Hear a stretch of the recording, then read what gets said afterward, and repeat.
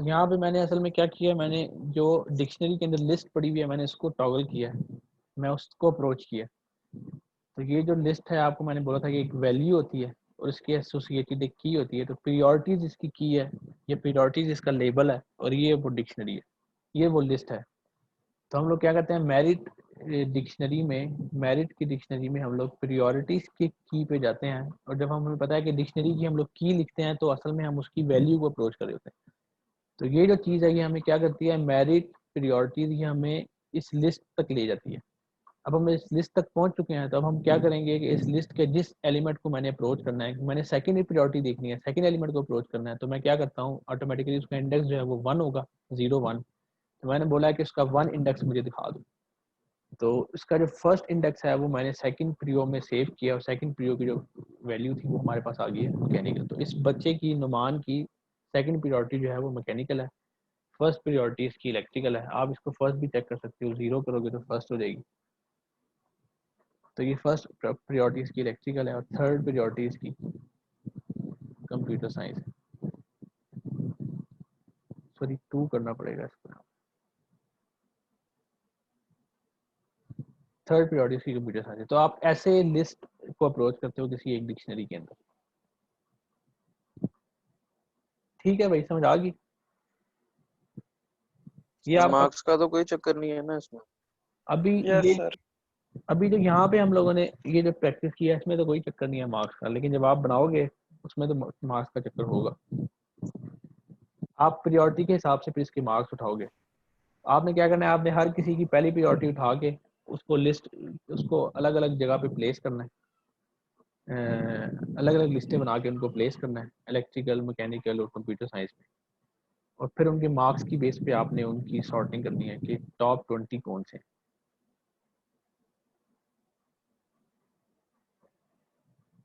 Sir ठीक जी है, आपने तो कहा था सर जी, मतलब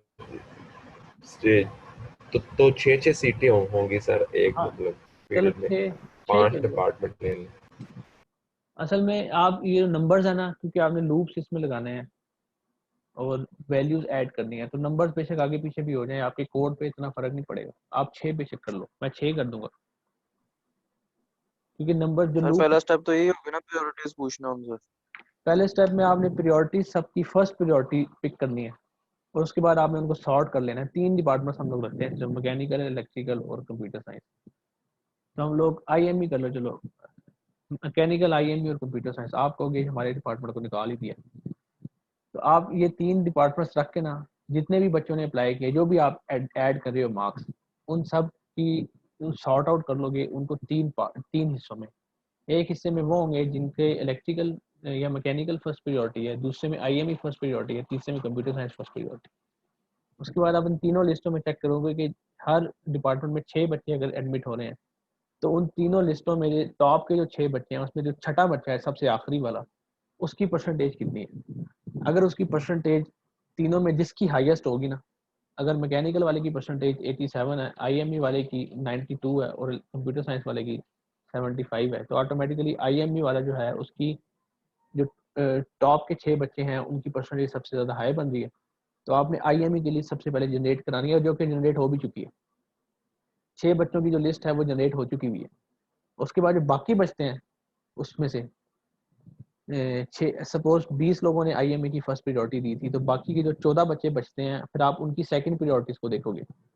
उनकी सेकंड प्रायोरिटीज में से आधों की मैकेनिकल होगी, आधों की कंप्यूटर साइंस होगी। तो फिर आप मैकेनिकल की लिस्ट को मॉडिफाई करके वो जो बाकी के जिनकी सेकंड प्रायोरिटी IME वालों की मैकेनिकल थी उनको मैकेनिकल की लिस्ट में अकोमोडेट कर लोगे, और कंप्यूटर साइंस वालों की जिनकी सेकंड प्रायोरिटी कंप्यूटर साइंस की कंप्यूटर साइंस में अकोमोडेट कर लोगे। अब आपने इन दोनों का मुकाबला करवाना है। इन दोनों में से आपने जो टॉप के 6 बच्चे बनते हैं ना, उन टॉप के 6 बच्चों की सबसे नीचे वाले की परसेंटेज देखनी है कि सबसे नीचे वाले की क्या परसेंटेज है, छठे बच्चे की। तो जो छठे बच्चे की परसेंटेज बनती है, अगर मैकेनिकल की ज़्यादा बनती है तो आप मैकेनिकल की लिस्ट भी आपकी जनरेट होगी। तो जो बाकी के लेफ्ट ओवर्स बचेंगे उनकी आप देखोगे प्रायोरिटी कंप्यूटर साइंस है कि नहीं है। अगर कंप्यूटर साइंस है उनकी तो आप उनको कंप्यूटर साइंस की लिस्ट में डाल देते हो। फिर आप सारे बच्चे कंप्यूटर साइंस में आ गए हैं, फिर आप उनमें से टॉप के 6 पिक कर लेते हो तो कंप्यूटर साइंस की लिस्ट बन जाती है।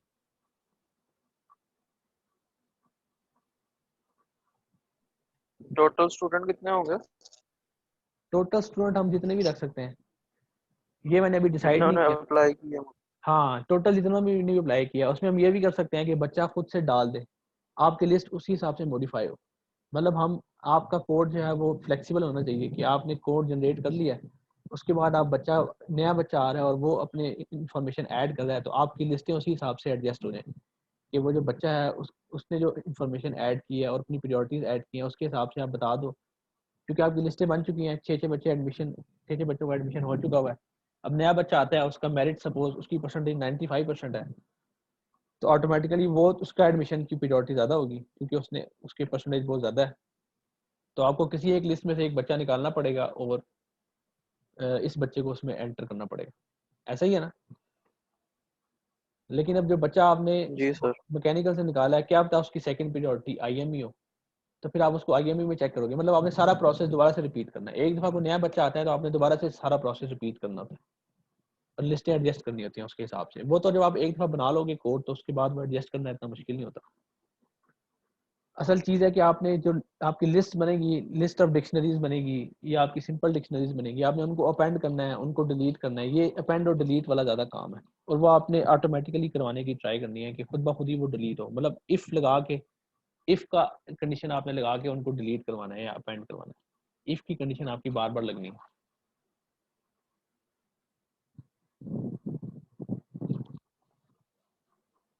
ठीक हो गया भाई? आपका जो ये है ना कोर्स आपका यहाँ पे ख़त्म हो गया है। इसके बाद एक और टॉपिक है डिक्शनरीज का, dictionaries that contain a dictionary.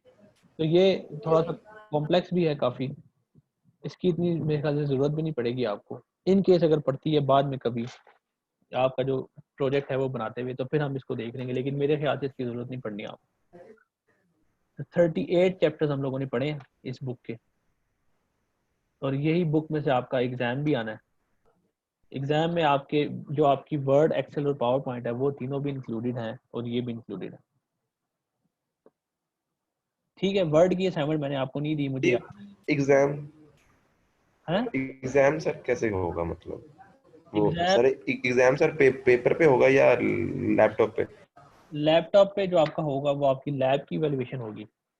तो आप जब कैंपस में आओगे फर्स्ट वीक लैब की वैल्यूएशन है, तो आपकी वर्ड की, एक्सेल की, पावर पॉइंट की और पावर पॉइंट की तो नहीं, खैर वर्ड की, एक्सेल की और ये पाइथन की आपकी वैल्यूएशन होनी है लैपटॉप्स पे। ठीक है, और उसके बाद जो आपका वो आपकी लैब की वैल्यूएशन होगी, लैब के मार्क्स आपके उसके थ्रू लगेंगे, और जो आप असाइनमेंट्स जमा करवा रहे हो उसके थ्रू लैब के मार्क्स लगेंगे। प्रोजेक्ट जो है वो उसका एक पार्ट लैब का है, एक पार्ट आपके कोर्स का है। आपने एक्सेल पे भी बनाना है और पाइथन पे भी बनाना है, आपको पता है। तो उसमें से एक पार्ट मैं के मार्क्स जो है मैं वो कोर्स में लगाऊंगा, एक पार्ट के मार्क्स मैं लैब में लगाऊंगा। उसका आपका वाइवा होगा प्रोजेक्ट का, वो जो वाइवा है उसके मार्क्स भी आपके लैब में जाएंगे। पेपर जो है आपका कोर्स का वो ऑन पेपर होता है, तो उसमें यही है कि आपको एक स्टेटमेंट, जिस तरह आपको असाइनमेंट मिली है, एक स्टेटमेंट दी हुई है, आपने उसका कोड बनाना है। तो आप इस तरह का सवाल होंगे कि आपको एक स्टेटमेंट दी होगी, उस स्टेटमेंट के हिसाब से आपने कोड पेपर पे लिख के मुझे दिखाना है। और दूसरा एरर्स एलिमिनेशन है कि एरर्स किसी कोड में है वो आपने निकालने होंगे। किसी कोड में एडिशन करनी है या उसको पूरा करना है, वो आपने पूरा करना होगा। आउटपुट्स किसी कोड्स की मैं पूछूंगा कि ये कोड है, इसकी आउटपुट दिखा दोगे, इसकी आउटपुट कैसी है। फिर वर्ड, एक्सेल, पावर पॉइंट की कमांड्स होंगी आपके पेपर में कि कमांड्स के क्या क्या फंक्शन है, कौन सी कमांड कैसे यूज होती है, किस कमांड का क्या रीजन होता है, ये काम आप क्यों करते हो, ये काम आप कैसे कर सकते हो। ये आपकी उसमें होंगे पेपर में सारी चीजें मिला जुला के। ठीक है भाई?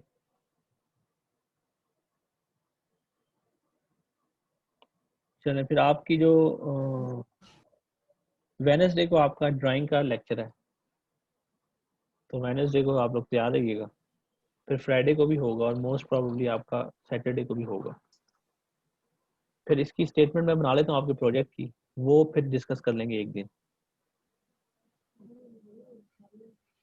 ठीक सर है? जी, और डिक्शनरी वाली असाइनमेंट भी करनी है? आपकी लिस्ट वाली असाइनमेंट आएगी और मे भी उसमें डिक्शनरी का भी कुछ पार्ट होगा, लिस्ट ऑफ डिक्शनरीज भी उसमें होंगी थोड़ी, तो वो आपकी भी असाइनमेंट आएगी।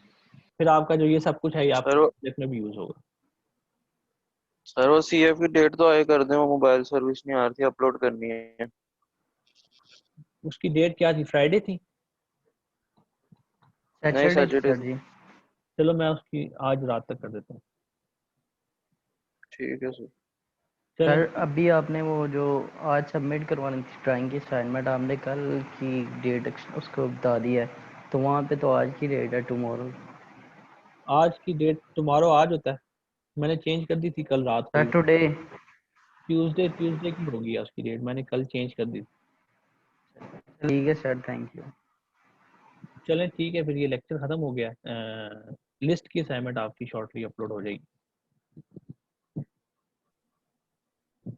चलें, थैंक यू सो मच। अल्लाह हाफिज सर। अल्लाह हाफिज़।